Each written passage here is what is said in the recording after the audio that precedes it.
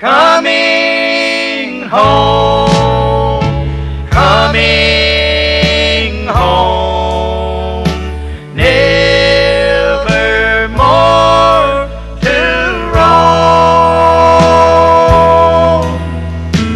One Sunday afternoon at 2 o'clock, a westbound train pulled out from Baltimore, Maryland. It was heading toward a small mining town in West Virginia. And on this train there was a young man who was trying to find a seat. Finally, he sat down beside of an old gray-haired minister who was reading a Bible. And on their journey, the old minister kept looking across his shoulder at the young man. And once in a while, he'd see a tear in the young man's eyes. And finally, he said, "Son, I see that you're troubled about something. Perhaps I can be of some help. You see, I'm a minister, and sometimes it helps to talk about things." The young man burst into tears, and he said, "Sir, I'm so glad that you asked me about this, because I just can't keep it bottled up inside of me any longer. You see, sir, 3 years ago today, I was living at home with Mom and Dad. They were a good Christian, Mom and Dad. They carried me to church every time the church doors opened, tried their very best with everything that they knew how to raise me into a life of Christianity. And I started running around with a bunch of mean boys in our neighborhood, started coming in all hours of the night, using all kind of filthy language, drinking, taking dope, just about anything that you could think of that was mean. I was in that category. This went on for months.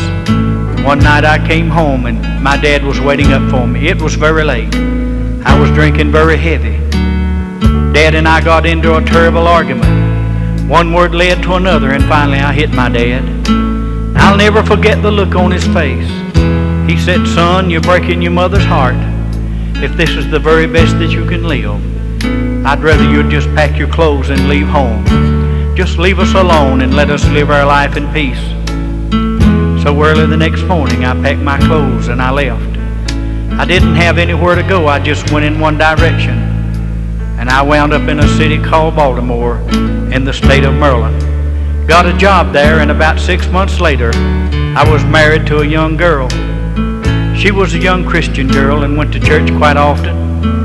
One weekend they were having revival there at the church where my wife attended, and my wife persuaded me to go to church with her there on a Friday night. And while I was there, God convicted me and saved my soul. And I went back home and I got to thinking how good it would be if I could see Mom and Dad one more time. So I wrote a letter to Mom last week, and in this letter I said, "Mom, I'm coming home next Sunday for a visit. Don't know if I'm still welcome, and I wouldn't blame you if I wasn't. But I just want you and Dad to know that God has saved my soul and I'm living a new life. And Mom, I want to come home for just a little while, and if I'm forgiven and it's all right, I want you to go out in the front yard and hang a white rag from that old apple tree so that I can see it from the train. If I see the white rag, I'll get off the train and come in for just a little while. If I don't see the white rag, I'll just go on." The young man, with tears still rolling down his face, looked again at the old minister, and he said, "Sir, I'd like for you to be my eyes for just a moment, for just around that next curve is where I left home 3 years ago. And I can't bear the thought to look. I'm going to bow my head and pray, and I want you to tell me if you see the white rag that I wrote Mom about." So the young man bowed his head and began to pray. And as the train went around the curve, the old minister began to wipe the moisture off the window so he could see out clearly. And all at once the old minister himself burst into tears. And he said, "Son, I want you to raise your head. You've just got to see this. I can't describe it to you. You don't have a thing to worry about. There's not just one rag in that old apple tree, but son, there's a white rag hanging from every limb. And that's not all. There's an old Mom and Dad out in the front yard. They're waving the biggest bed sheet I've ever saw with the words wrote on it, 'Welcome home, son.